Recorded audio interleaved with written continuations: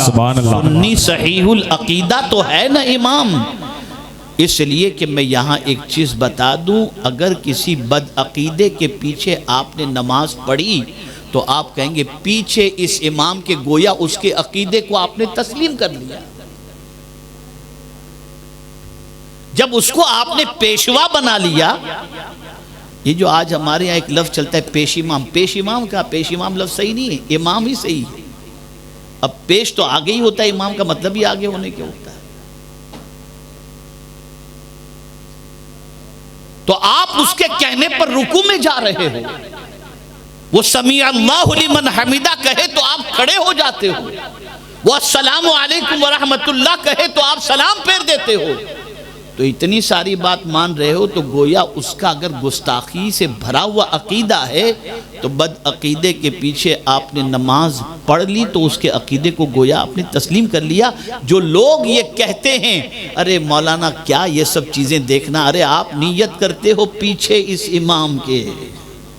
علی امام منستو منم غلام علی، ہزار جان گرامی فدا بنام علی علی علی۔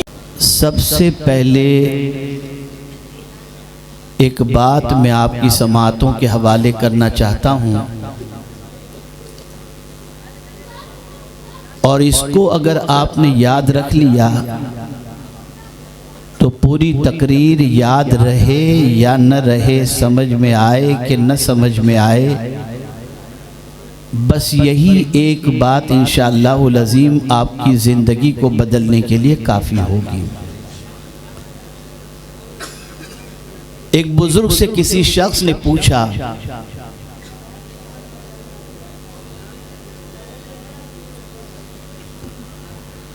کہ حضرت عبادت کے لیے کون سا دن بہتر ہے؟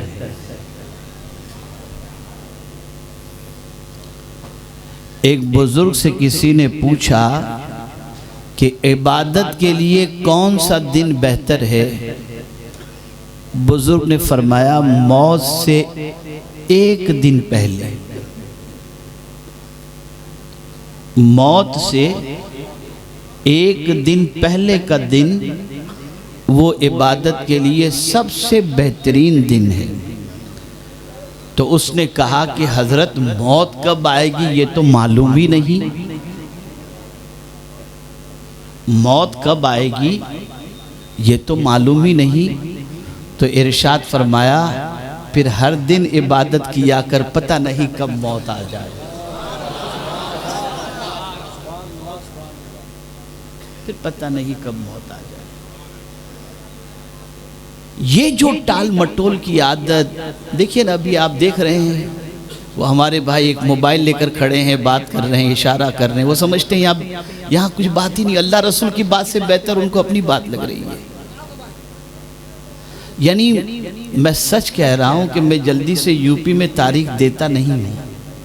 اس کی وجہ کیا ہے کہ ہمارے یہ جو بہت سارے نوجوان چلبلے جو ہوتے ہیں، دیکھیں وہاں سے بھی وہ ایسی حرکتیں کرتے ہیں کہ گناہ میں وہ گرفتار ہوتے ہیں۔ تو ایسی جگہ جانا جہاں اللہ اور اس کے رسول کے ذکر کی کوئی اہمیت ہی نہ سمجھی جا رہی ہو اور آدمی اپنی بات کی اہمیت سمجھ رہا ہو، وہاں جا کے کیا کرنا، بلا وجہ وہ گنہگار ہو۔ تو آپ توجہ سے سنیں، شاید کہ کوئی بات آپ کے دل میں اتر جائے، اور چونکہ ایک تفصیلی خطاب آپ نے سن لیا اور میں مزید آپ پر کوئی لفظوں کا بوجھ رکھنا نہیں چاہتا، میں صرف 2 3 4 باتیں اور کچھ آیت کریمہ کی روشنی میں باتیں آپ کی سماعتوں کے حوالے کرنا چاہوں گا، شاید کہ آپ آج کچھ سوچ لے کر کے یہاں سے اٹھیں۔ تو بزرگ نے فرمایا کہ عبادت کے لیے سب سے بہترین دن موت سے ایک دن کا پہلے کا دن۔ تو جب ہمیں معلوم نہیں کہ موت کب آئے گی تو ہمیں ہر دن اللہ کی بندگی میں گزارنا چاہیے۔ یہاں بہت سارے ایسے بھائی ہیں، بدگمانی نہیں کرتا، چونکہ میں واقف ہوں بہت ساروں کی زندگی سے کہ چہرے پہ داڑھی بھی ہوتی ہے، سر پہ ٹوپی بھی ہوتی ہے، اور وہ ہمارے ساتھ بسا اوقات سفر میں بھی ہوتے ہیں، لیکن نماز کا وقت آتا ہے تو نماز کے لیے اگر ہم رک بھی گئے تو وہ ادھر ادھر بکھر جاتے ہیں کہ کہیں نماز پڑھیں گے تو ہماری عزت چلی جائے گی۔ اور بہت سارے ایسے ہیں جو چھوڑ دیتے ہیں، اللہ بدگمانی کو معاف فرمائے، لیکن یہ بات تو طے شدہ ہے کہ مسجدوں میں اگر جا کر کے دیکھیں تو نوجوانوں کی تعداد نظر نہیں آتی، کہاں ہوتے ہیں کیا معلوم۔ اور نماز چھوٹ جانے پر افسوس بھی نہیں۔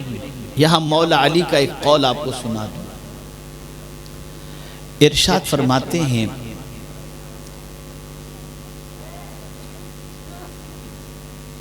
کہ تو اگر نماز نہیں پڑھتا تو نماز کے چھوٹنے پر تجھے اس بات پر افسوس کرنا چاہیے کہ اللہ نے تجھے اس لائق سمجھا ہی نہیں کہ اپنی بارگاہ میں کھڑا کرے۔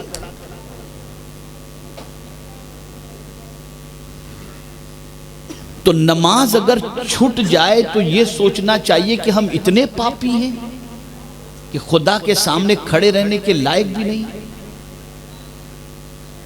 تو نماز چھوڑنا کوئی کمال کی بات نہیں ہے، اللہ کی نظروں سے گر جانے کی بات ہے۔ تو اے رسول اعظم صلی اللہ علیہ وسلم کے دیوانوں، نماز کی پابندی کیا کرو۔ حضرت لقمان، آپ میں سے بہت سارے باپ ہیں جو اپنے بیٹے کے حوالے سے فکر مند رہتے ہیں۔ کبھی قرآن میں دیکھو کہ باپ نے اپنے بیٹوں کو کیا کیا نصیحت کی ہے۔ حضرت لقمان نے اپنے بیٹے کو پہلی نصیحت فرمائی، یا بنیا۔ انداز دیکھیں کتنا پیارا ہے۔ آج یو پی بہار بنگال میں بچے کا نام ہے لڈو ادھر آ، اے منو ادھر آ، کیا سب تماشا ہے۔ قرآن میں جب بھی اللہ نے پکارا بڑے پیار سے پکارا، ایمان والوں کو پکارا تو فرمایا یا ایھا الذین آمنو، اے میرے محبوب کے دیوانوں۔ انسانوں سے پکارا تو کہا یا ایھا الناس، اے لوگو۔ رسولوں سے پکارا تو فرمایا یا ایھا الرسل۔ تو یہ ادب اللہ عز و جل نے بتایا کہ اچھی طریقے سے پکارا کرو۔ تو اب آپ دیکھیں بچے کو بھی پکارنا چاہیے تو کیسے پکارنا چاہیے، یہ طریقہ بھی قرآن دے رہا ہے، یا بنیا، اے میرے لگتے جگر، اے میرے بیٹے۔ جب ایک باپ اپنے بیٹے کو اس انداز سے پکارے گا تو اس پکار کے بعد جو حکم بھی باپ دے گا بیٹے کو اس پر عمل کرنا آسان ہوگا۔ جیسے قرآن میں جتنے احکام ایمان والوں کو دیے گئے اس میں اللہ نے یا ایھا الذین آمنو فرما کر اپنے مومن بندوں کے لیے آسانی پیدا فرما دی۔ تو پہلی چیز بچوں کو اچھی طریقے سے پکارو، اچھے نام سے پکارو، اچھے انداز سے پکارو۔ تو حضرت لقمان نے اپنے بیٹے سے فرمایا یا بنیا، اے میرے بیٹے، اے میرے لگتے جگر۔ یہی طریقے سے حضرت ابراہیم علیہ السلام نے اپنے بیٹے سے کہا تھا جب انہوں نے خواب دیکھا تو فرمایا تھا یا بنیا انی ارا فی المنام، وہاں بھی یا بنیا فرمایا، اے میرے بیٹے۔ اب پہلا حکم باپ کیا دے رہا ہے، اقیم الصلاۃ، بیٹے نماز قائم کر۔ یہ نماز کی فکر صرف حضرت لقمان ہی کو نہیں تھی بلکہ اس نماز کی فکر حضرت ابراہیم علیہ السلام کو بھی تھی، اپنے بیٹے کے سلسلے میں، اپنی ذریت کے سلسلے میں۔ اس لیے دعا کرتے ہیں تو کہتے ہیں رب اجعلنی مقیم الصلاۃ ومن ذریتی، اس لیے کہ اگر بچہ نمازی بن گیا تو یہی نماز بچے کو بے حیائی سے روکے گی، یہی نماز بچے کو آپ کی آنکھوں کی ٹھنڈک بنائے گی، یہی نماز آپ کے بچے کے لیے سیدھے راستے پر چلنے کا ذریعہ بنے گی۔ کیا آج ہے کوئی باپ ایسا جو اپنے بچے کی نماز کی فکر کرتا ہو؟ کتنے گھر ایسے ہیں جہاں پر باپ اپنے بیٹے پر نماز کے سلسلے میں سختی کرتا ہے؟ ارے جب خود ہی نماز کا پابند نہیں تو اپنے بیٹے کو نماز کا کیا حکم دے گا؟ آپ میں سے بہت سارے لوگوں کو میں جانتا ہوں جو چھوٹی چھوٹی عمر میں علاقہ چھوڑ کر کے 12 سال کی عمر میں ممبئی کوئی چلا گیا، کوئی بنگلور چلا گیا، کوئی کہاں چلا گیا روزی کی تلاش میں، پھر وہاں کماتے رہے، بڑے ہو گئے، کچھ سیکھا وغیرہ نہیں اور زندگی گزر گئی۔ باپ کو فکر ہے روزی کی، ہر نوجوان کو فکر ہے روزی کی۔ رشتہ دار کہتا ہے کہ ممبئی بھیج دو، ہم اس کو کام پہ لگا دیں گے۔ کوئی رشتہ دار بیرون ملک رہتا ہے تو کہتا ہے میں اس کے لیے ویزا اور نوکری کا انتظام کر دوں۔ آدمی بھروسہ کر لیتا ہے، ذرا رب کے فرمان پر بھی بھروسہ کر لو۔ اللہ فرماتا ہے وَأْمُرْ أَهْلَكَ بِالصَّلَاةِ وَاسْتَبِرْ عَلَيْهَا لَا نَسْأَلُكَ رِزْقًا نَحْنُ نَرْزُقُكَ۔ اللہ فرماتا ہے اپنے گھر والوں کو نماز کا حکم دو اور تم بھی اس پر جمے رہو۔ اللہ فرماتا ہے میں تم سے روزی نہیں مانگتا، میں تم کو روزی عطا کروں گا۔ اللہ فرماتا ہے تم اپنے بچوں کو نماز کا حکم دو وَأْمُرْ أَهْلَكَ، اور تم بھی نماز پڑھو، تمہیں در بدر بھٹکنے کی ضرورت نہیں، روزی کا ذمہ میرے پروردگار نے لیا۔ سبحان اللہ۔ کرتے ہیں آپ؟ ہم کہتے ہیں چلے میں چلا گیا، جماعت میں چلا گیا، یہ سنی تھا بگڑ گیا۔ میں کہتا ہوں ایک ہی سوراخ ہم نے کھلا رکھا ہے جہاں سے یہ چور لوگ گھستے ہیں، اور وہ سوراخ ہے نماز کا۔ نماز کے نام پر آتے ہیں، لے کے چلے جاتے ہیں۔ میں نے ابھی منتظمین جلسہ میں سے ایک ساتھی سے میں نے کہا، انہوں نے کہا حضور آئندہ سال کی تاریخ ابھی سے دے دیجئے۔ میں نے کہا بالکل دوں گا، وعدہ میرا، تاریخ ابھی دے دوں گا، اعلان ابھی نہیں کروں گا، اس لیے کہ میری بھی ایک شرط ہے، اور وہ شرط یہ ہے کہ اگر میں تم سے کہوں کہ تم یہاں کسی کے پاس نماز سیکھنا تو تم بہانہ بناؤ گے، امام صاحب چلے گئے، مبلغ صاحب چلے گئے، مولانا صاحب چلے گئے، کوئی بہانہ تم دے ہی نہ سکو۔ اس کے لیے میں تم کو ایک طریقہ بتاتا ہوں، ہمارے یہاں آن لائن بھی کورس ہوتا ہے۔ تم کمیٹی والے آن لائن اگر 3 مہینے کا نماز کورس کمپلیٹ کر لو گے نا، آئندہ سال کی تمہاری تاریخ پکی۔ ہمارے یہاں پروگرام کروانے والے علماء کے علاوہ جو لوگ ہیں، نہ ان کو کلمہ آتا ہے، نہ ان کو اتحیات آتی ہے، نہ ان کو درود ابراہیم، کچھ بھی نہیں۔ آپ اللہ اور اس کے رسول کا ذکر کراتے ہو اور آپ سے پوچھا جائے کیوں جلسہ کرا رہے ہو؟ مولانا ہمارے یہاں بہت بگاڑا ہو گیا ہے۔ تو آپ سدھرنا نہیں چاہتے؟ ہونا تو یہ چاہیے کہ پروگرام کے آرگینائزر اتنے دین کے پابند ہو جائیں کہ ان کی زندگی کو دیکھ کر کے دوسرے دین کے راستے پر چلنے والے بن جائیں۔ سبحان اللہ، سبحان اللہ۔ آپ بہت اچھے ہیں کہ گانوں کی محفلوں کی بجائے ذکر رسول کی محفل سجاتے ہیں، لیکن اپنی کمیاں دور کرو، اپنی خامی دور کرو۔ آپ لاکھوں روپیہ خرچ کرتے ہو اللہ اور اس کے رسول کی محبت میں، لیکن قیامت میں نہیں پوچھا جائے گا کہ جلسہ کیا تھا کہ یا نہیں، یہ پوچھا جائے گا نماز پڑھا تھا کہ نہیں۔ اس کی فکر کرو۔ آج آپ آئے ہو، بہت اچھی بات ہے، اچھی تعداد میں آئے ہو اور خوشی کی بات ہے، دل جمعی سے سن رہے ہو اور خوشی کی بات ہے، لیکن اگر آج یہاں سے جانے کے بعد آپ نے اپنے اندر کوئی تبدیلی پیدا نہیں کی تو آئے کیوں تھے؟ آپ کیوں آئے تھے؟ کچھ لوگ شرماتے ہیں، ارے میں نماز پڑھوں گا تو میرا دوست کیا بولے گا، یہ کب سے سدھر گیا؟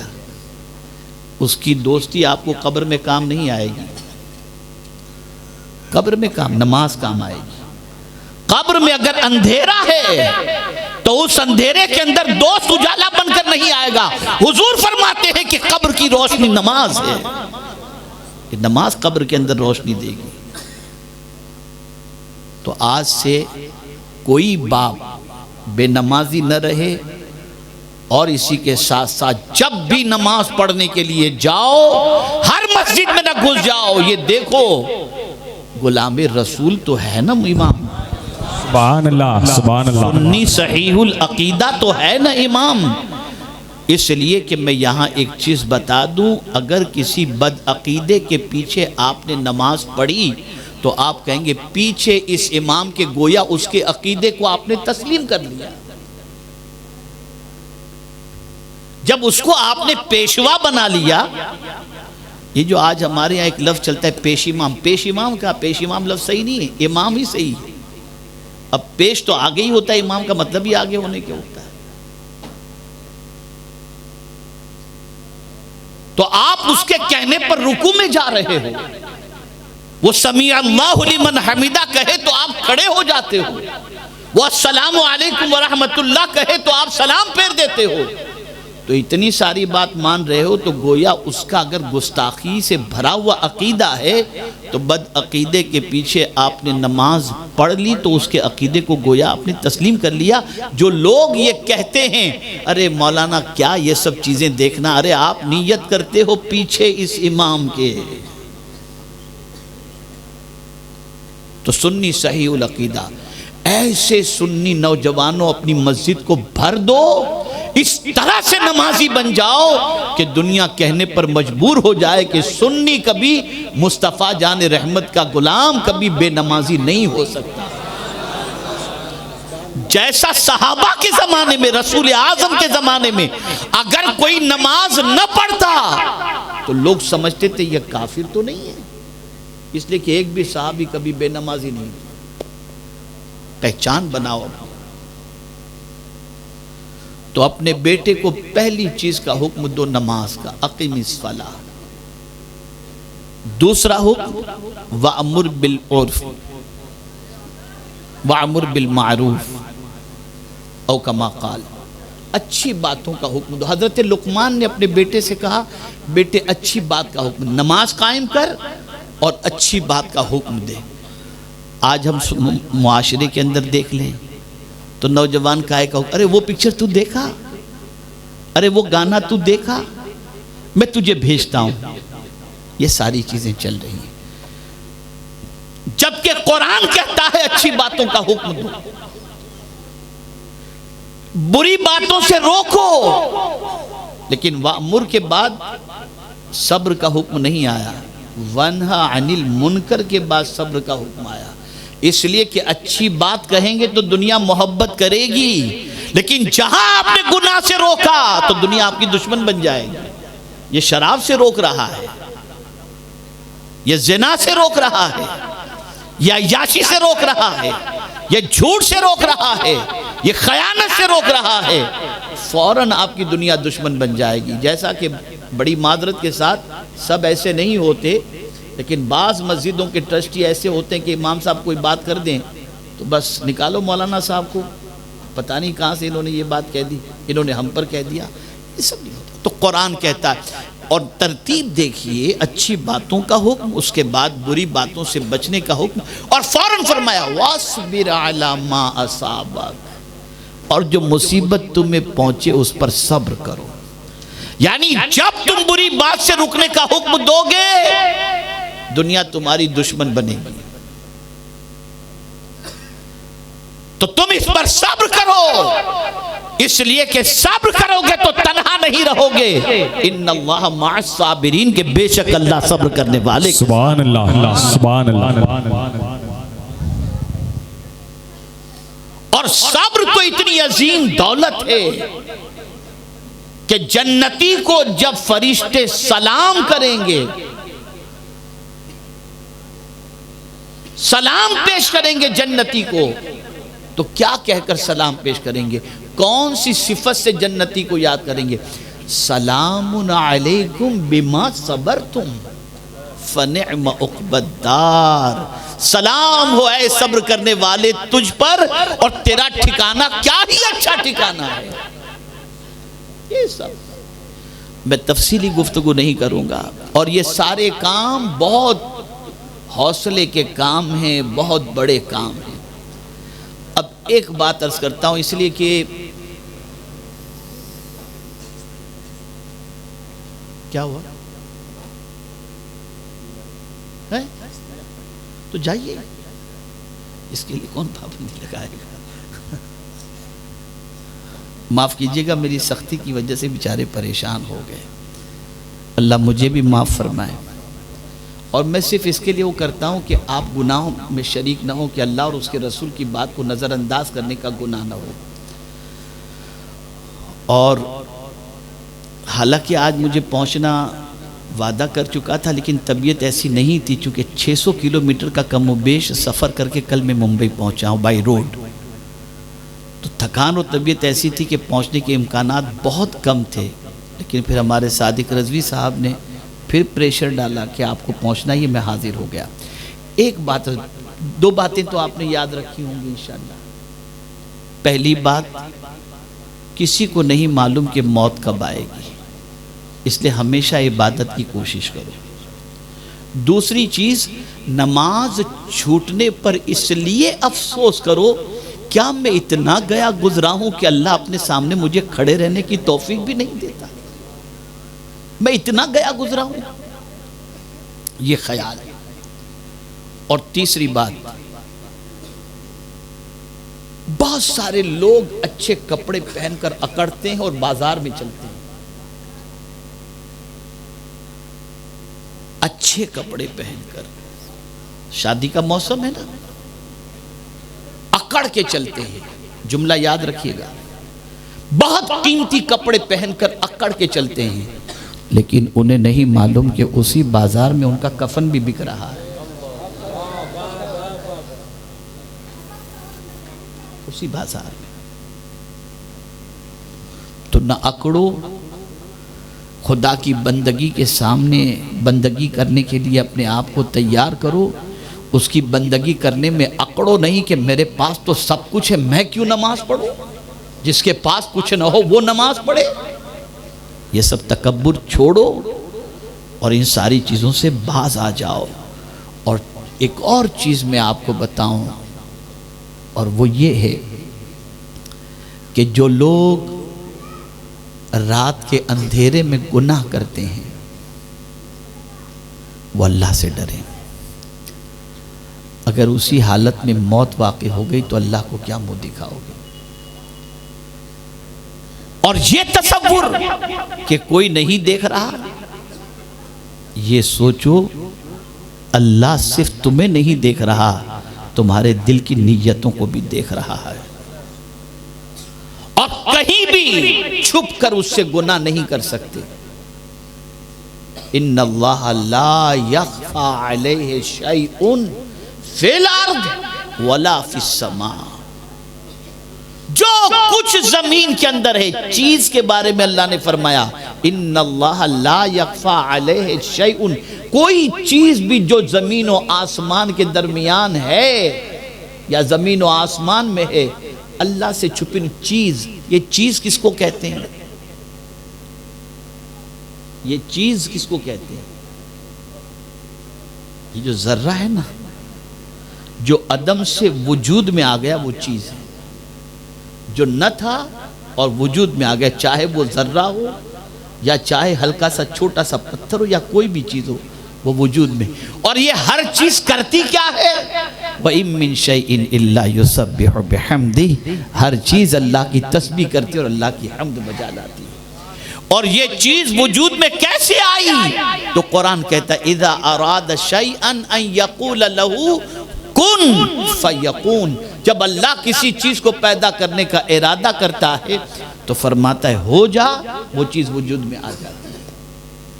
تو اے رسول اعظم صلی اللہ علیہ وسلم کے دیوانوں، آج سے ہر باپ، اور اگر کوئی باپ یہ سمجھے یہ نہیں پڑھتا میں کیا کروں، آپ نے حکم دیا تھا، اور اگر آپ نے حکم اور اس کے پیچھے آپ نے کوشش نہیں کی تو آپ یہ سمجھ لیجئے گا حضور صلی اللہ علیہ وسلم کی حدیث ہے کلکم راعین وکلکم مسئول عن رعیتہ، ہر آدمی کو اپنے ماتحت والے کے بارے میں جواب دینا پڑے گا، اس سے پوچھا جائے گا۔ اس لیے خود بھی نماز پڑھو، بچوں کو بھی نماز کا پابند بناؤ، اور نماز چھٹنے پر ڈرو اور افسوس کرو کہ یا اللہ میں اتنا گنہگار ہوں کہ تو نے اپنے گھر میں اور اپنے سامنے کھڑے ہونے کی توفیق بھی مجھ سے چھین لی۔ یہ ذہن کے اندر رکھو، دل و دماغ میں کے اندر رکھو، نماز کی پابندی کرو، اور نماز کا بچوں کو بھی حکم دو، بیوی کو بھی حکم دو۔ بلکہ ایک حدیث سنا کر میں اپنی گفتگو کو ختم کرتا ہوں کہ رحمت عالم صلی اللہ علیہ وسلم نے ارشاد فرمایا، 3 قسم کے لوگوں کو دعا کی حضور صلی اللہ علیہ وسلم نے، اے اللہ 3 قسم کے لوگوں کے گھروں کو تو ہرا بھرا رکھنا، ان میں سے ایک کون ہے؟ تو سرکار فرماتے ہیں جو بیوی اپنے شوہر کو نماز کے لیے اٹھائے اور جو شوہر اپنی بیوی کو نماز کے لیے اٹھائے، حضور فرماتے ہیں اللہ اس کے گھر کو ہرا بھرا رکھنا۔ آج نہ بیوی کو نماز کی فکر رہی، نہ شوہر کو نماز کی فکر رہی۔ یہ ساری چیزیں چھوڑو، اور جو یہ جلسوں میں آپ آتے ہو، پروگراموں میں آتے ہو، ادب کے ساتھ آؤ۔ جتنا ادب کرو گے اتنا فیض زیادہ ملے گا۔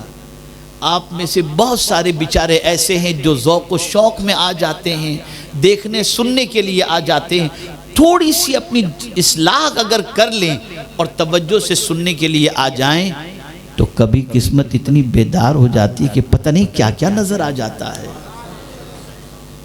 باوضو آنے کی کوشش کریں، سر پہ ٹوپی رکھا کریں، ٹھنڈے دماغ سے گفتگو کو سنا کریں، اور اس نیت سے حضرت فضیل بن عیاض رضی اللہ تعالیٰ عنہ نکل رہے تھے ایک خطیب کا خطاب سننے کے لیے، تو گئے اپنی ماں سے اجازت لینے، ماں مجھے اجازت دے کہ فلاں خطیب تشریف لائیں، میں ان کا خطاب سن لوں۔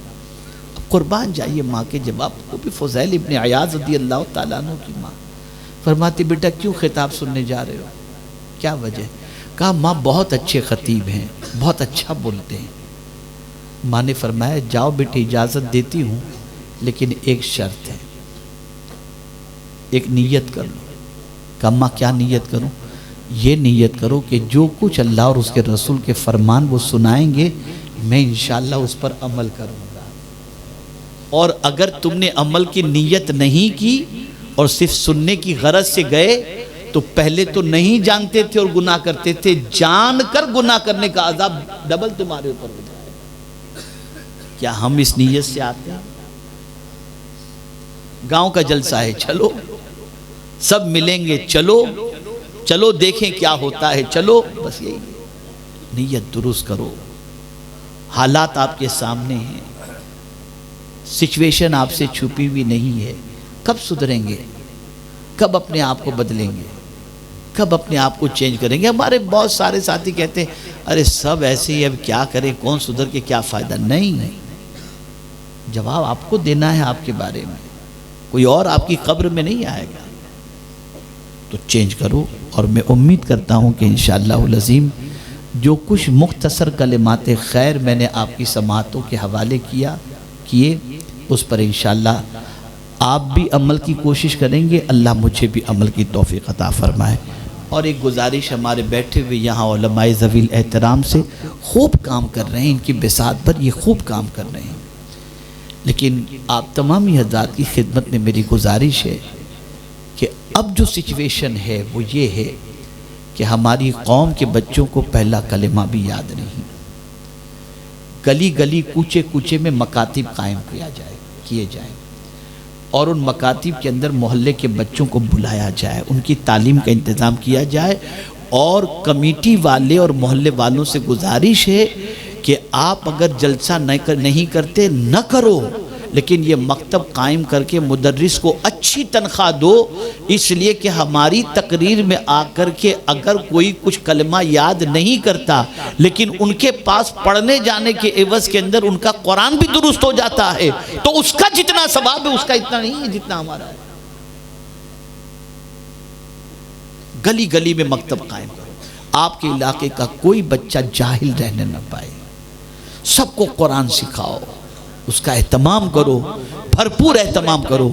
میں ایسے ایسے دیہاتوں کے بارے میں جانتا ہوں، ہمارے سید صاحب قبلہ واقف ہیں اس سے، اور ہمارے نعت خواں ماشاءاللہ قاری شریف ماشاءاللہ، اللہ تعالیٰ ان کی آواز میں مزید درد و سوز پیدا فرمائے، بڑے مخلص، بڑے سیدھے، الحمدللہ جہاں کہیں بھی یہ جاتے ہیں ان سے نعت سننے کو جی بھی چاہتا ہے، اور نعت پڑھنے کے اندر ان کے درد و سوز بھی موجود ہے۔ سارے نعت خواں اچھے ہیں، لیکن کسی کی آواز میں اللہ نے درد و سوز اور بے عملی ہم نے نہیں دیکھی ان کی زندگی میں، یہ ہم نے دیکھا ہے الحمدللہ۔ سب اچھے ہیں لیکن کچھ اور اچھے ہوتے ہیں، تو میں نے جو ان کو دیکھا ہے اس کے اعتبار سے عرض کر رہا ہوں۔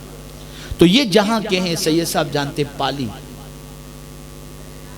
یہ شریف صاحب بھی پالی کے ہیں، سید صاحب پالی زیادہ نہ جانا ان کا ہوتا ہے۔ پالی میں ایسے دیہات جہاں پر 20 گھر مسلمانوں کے، 40 گھر مسلمانوں کے، جہاں نہ مسجد نہ مدرسہ، آج وہاں پر الحمدللہ رب العالمین تقریباً 100 کے قریب دیہات میں مکتب قائم کیے گئے ہیں۔ جب وہاں گئے تھے تو استقبال کرنے کا طریقہ الگ تھا، اور کوئی کلمہ پڑھنے والا صحیح طور پر نہیں تھا۔ آج ایک ایک مکتب میں 50-50، 60-60، 70-70، 80-80 بچے قرآن پڑھتے ہوئے دکھائی دیتے ہیں الحمدللہ۔ قائم کرو، آپ کی ذمہ داری اپنی نسلوں کو دین سکھاؤ، ورنہ وہ غیر اسلامی طریقے پر عمل کر کے ایمان سے نکل جائیں گے۔ بہت محنت کرنی ہے، بہت مشقت کرنی ہے۔ ایک اور بات یاد آ گئی تو عرض کر دوں، اگر اجازت ہو تو آپ لوگوں کو۔ بنگال کے ایک علاقے میں میں تقریر کرنے کے لیے گیا، ایک مفتی صاحب بڑے باعمل اور بڑے مخلص آدمی، انہوں نے بہت ضد کی کہ آپ کو چلنا پڑے گا، اور گاؤں ایسا تھا کہ لائٹ وغیرہ کچھ بھی نہیں وہاں پر۔ یہ بہت پہلے کی بات بتا رہا ہوں، کم و بیش 15 سال ہو گئے ہوں۔ وہاں پہنچا تو گاؤں میں انٹر ہوا تو ایک عمارت کھڑی تھی، انہوں نے بتایا حضرت یہ عمارت ذرا دیکھ لیجیے آپ۔ میں نے دیکھا، وہاں کے اعتبار سے اچھی تھی، چند منزلہ تھی، میں نے دیکھی۔ قیام گاہ پر پہنچے، بیٹھے، بات چیت ہوئی، تو انہوں نے کہا حضرت آپ نے عمارت دیکھی؟ میں نے کہا ہاں دیکھا۔ بولے حضرت یہ جو آج جلسہ ہو رہا ہے نا، اس کمیٹی کے اندر تقریباً 200 کے قریب بچے ہیں۔ میں نے کہا اچھا۔ بولے وہ سب ممبر ہے کمیٹی کے۔ میں نے کہا ٹھیک ہے۔ بولے اس میں سے 10-15 ایسے ہیں جو اچھے بڑے کام کرتے ہیں، یعنی کوئی سمجھ لیجئے کہ پی یو پی کا کام کرتا ہے، کوئی فرنیچر کا کام کرتا ہے، اس طریقے کے اچھے اچھے بڑے بڑے کام کرتے ہیں۔ 180 کے قریب بچے ایسے ہیں جو بنگلور، دہلی، ممبئی، کلکتہ، وہاں کی ہوٹلوں میں برتن صاف کرتے ہیں، وہ سب اس کمیٹی کے ممبر ہیں۔ میں نے کہا اچھا؟ بولے ہاں۔ لیکن بولے حضرت یہ عمارت جو آپ دیکھ رہے ہیں نا، وہی برتن صاف کرنے والے بچوں نے بنوائی ہے۔ میں نے کہا کاہے کے لیے بنوائی ہے؟ کہا اسکول بنانے کے لیے۔ میں نے کہا اسکول اور یہ بچے؟